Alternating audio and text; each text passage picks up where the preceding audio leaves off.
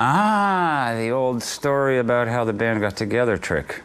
Sometimes it feels like this band just got together yesterday, and sometimes it's like back when Kane was able, way before the stable. Well, Tom and I had been friends since I think we were 14, 15 years old.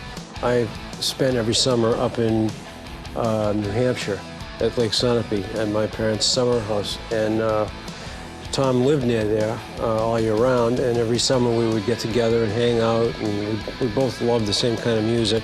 Coincidentally, Steven, who had a band, and he was a few years older than us, also had a place up at Sunapee, at his uncle's place, and he would go up there, and we used to go and see his band play. Especially at this place called The Barn, which was this club that no mother wanted their kid to go to.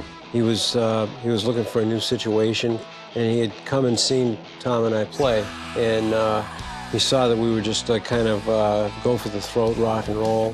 We played like heavy electric blues, you know, that was coming over from England, and it really got him off. And you know, we got to know each other, and he had a lot to teach us because he had been in the business longer, and he actually had a single on the jukebox at the place where I worked and washed dishes.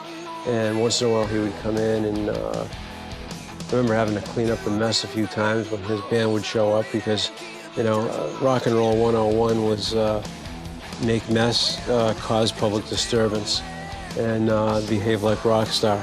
At that point, Steven was deciding whether or not to leave his band and come play with Joe and me.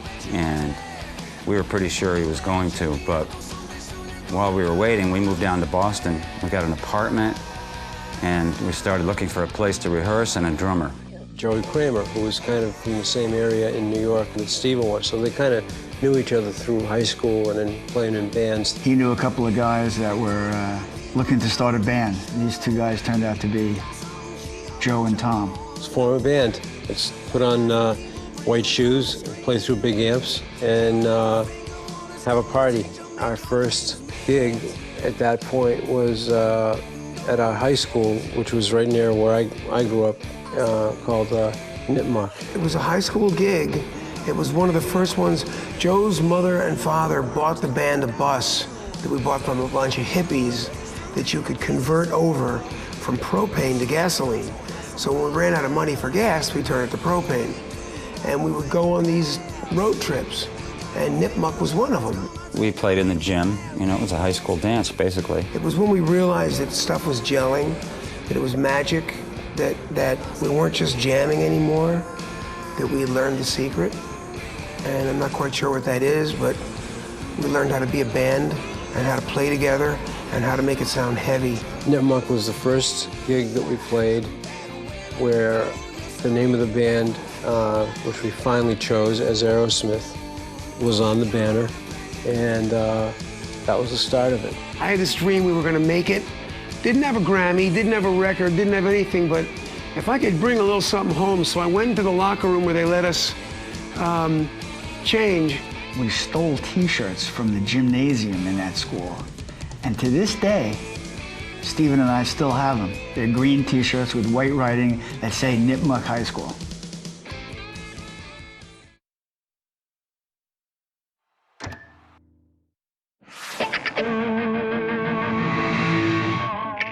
You got to go to New York. You got to play down there. There's this place called Max's Kansas City. 1971, we all had the starter's gun. New York was such a pity, but at Max's Kansas City, we won. Max's Kansas City was this very trendy, hip club down in Lower Manhattan. Which had the stage the size of a postage stamp, which Aerosmith always comes to life on. You know, we played a few songs and played an abbreviated set. Clive Davis happened to be sitting in the audience. The clientele there was very hip, intellectual, cool, New York beatnik kind of thing. And we did a song called "We Don't Want to F You Lady, We Just Want to Eat Your Sandwiches." And he pulled us aside and he said, I think you guys got it. He was thoroughly impressed. It was one of those things that go to your head real easy, you know. Wow, this president of Columbia Records thinks we're really cool. I think we got a record deal. It was wonderful because the limos drove off into the night and we kind of loaded into our taxi and went back to the Gramercy Park Hotel and just wondered what the hell was going to happen. And then Stephen wrote a song called No Surprise, which described the whole thing. The lyrics to that song, No Surprise, pretty much relate to that fateful evening with Clive Davis. And again, we didn't know how far we were going. All we knew is we made it that far. And we were pretty happy about that. And we were getting a lot of what we thought we needed or thought we were supposed to get as so-called rock stars. And little did we know how far we had left to go. Stephen sort of put this sort of autobiographical set of lyrics to the song, which the more time goes on, the cooler it gets to hear it. Really, all in all, as a band goes, No Surprise was the first one where I was able to put together in my lyrics what was actually going on at the time. And it was epiphanious in a sense that 1971, we all heard the Starters' gun, New York was such a pity, but at Max's Kansas City we won, which is what we did. We all shot the at the bar with Johnny O'Toole in his scar. And then old Clive Davis said he's surely gonna make us a star, just the way you are.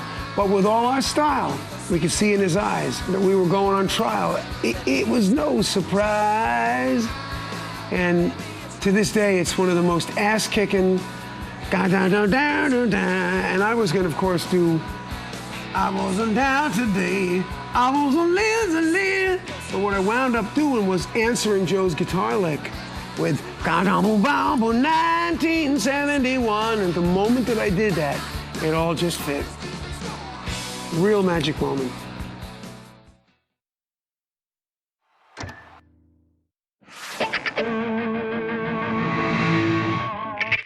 So, Stephen, tell me about what it was like in the old days with the Orpheum. The Orpheum Theater, edit.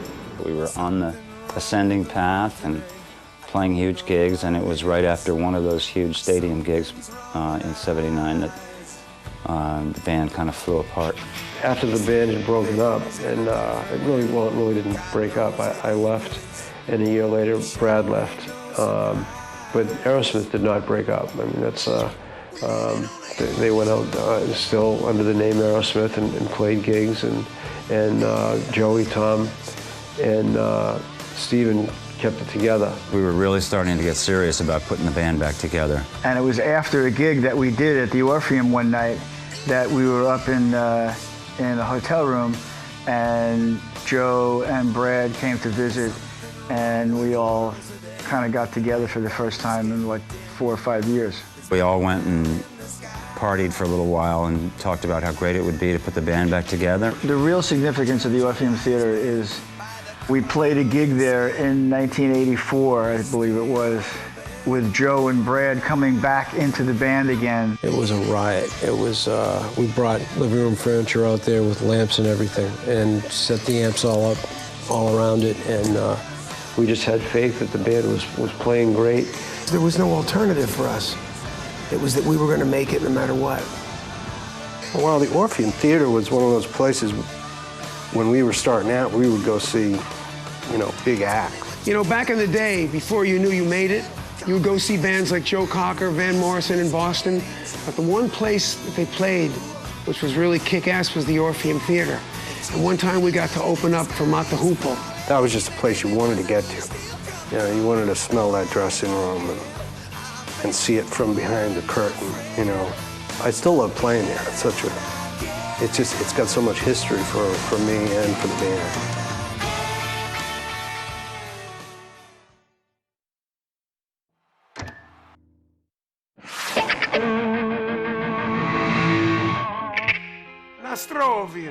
We were in St. Petersburg, we played Moscow, we were in Red Square. It was just amazing. We just went there for the first time, and it was like playing Japan for the first time. Everybody knew the lyrics. For us to play there, it had some special meaning for us. The reaction that we got was incredible. We're going to Red Square and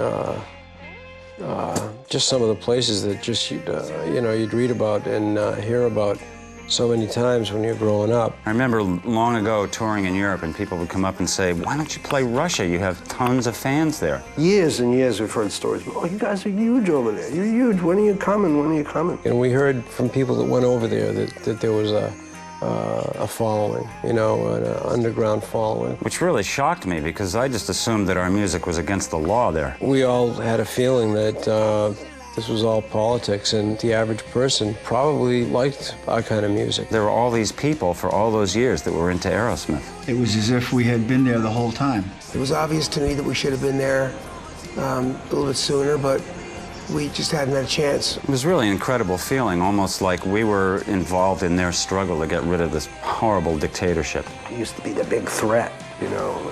These people are dangerous, you know. They're not dangerous. The audience was just Aerosmith freaks. 9-year-old kids knew the lyrics to all our songs. You know, they loved rock and roll. They loved our kind of music. And just as much as we loved bands coming over from England, they loved bands coming over from America. What was it like in Russia? I walked down the streets for the first time without a security guard, but I had old Bobby. Russia was prekrasna. Is that another outtake reel? No, that was good. No, because we'll play Russia.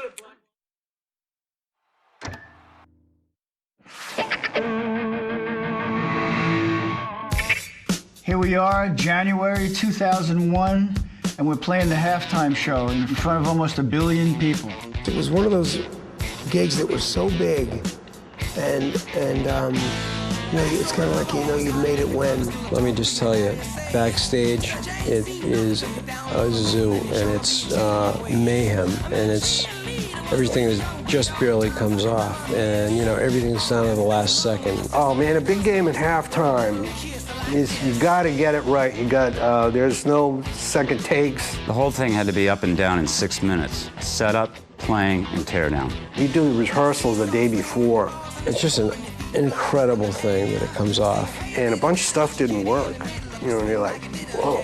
You just turn around and ask your wife, what happened? We love it, you know, that after all these years of staying together, we get to do stuff that we never dreamed we would do. When we did it, there wasn't, as far as I know, a single glitch. A real magic show,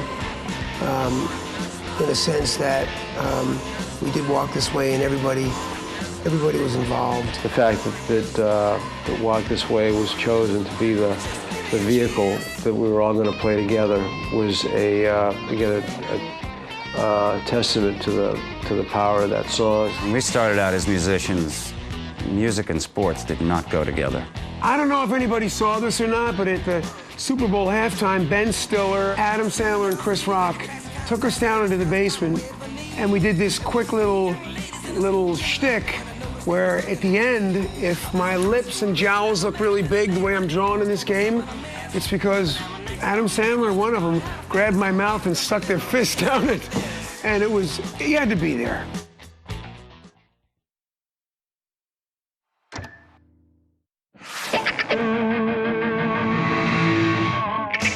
We got inducted into the Rock and Roll Hall of Fame, which was really amazing to be recognized by our peers. You had to pinch yourself every time they told you were going to be on it and in it, and I still do. You know, I'd never been inducted into anything. I thought you had to wear like a condom or something to be inducted.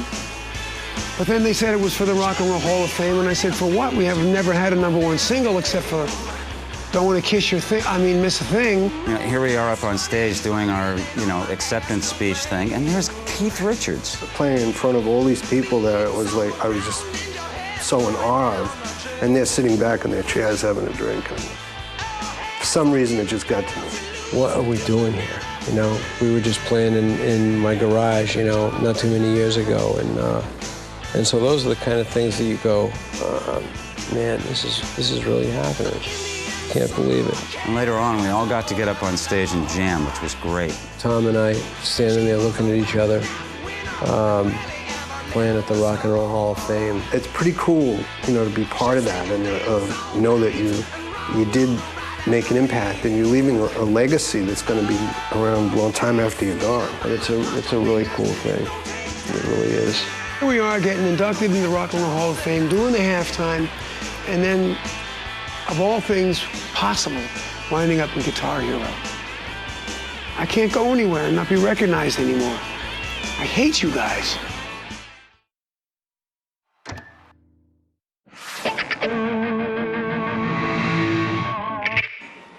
What's next for Aerosmith? What's next for Aerosmith? So what's next for Aerosmith? I don't know what's next. That's one of the greatest things about being in this band. You never know. Our agenda never really changes that much. We're gonna do what we always do. We just pretty much finished touring for quite a while, and we sit around for a little while and go, now what? When are we going to be on the road? When are we going to be in the studio again? We just did a lot of touring this year. Time to make a record. Yeah, the next big thing we're going to do is do a studio record. You know, we haven't done one in a while. We really want to make a great record. I mean, we don't want to put anything out there that we're not proud of or that we won't be proud of in 5 or 10 years. Yeah, we're going to go back and make a kind of or attempt to make sort of an old school rock and roll record, kind of the way we used to do it. See if we can actually remember what that was. But we're due for a studio record, and we're really looking forward to that. We just keep riding. And so I'm not quite sure what's next. We've a lounge act on the shuttle. We got one more record with Sony. And then after that, it's internet time. And it's a wrap. That's a wrap. All right. Take it easy. Take it easy.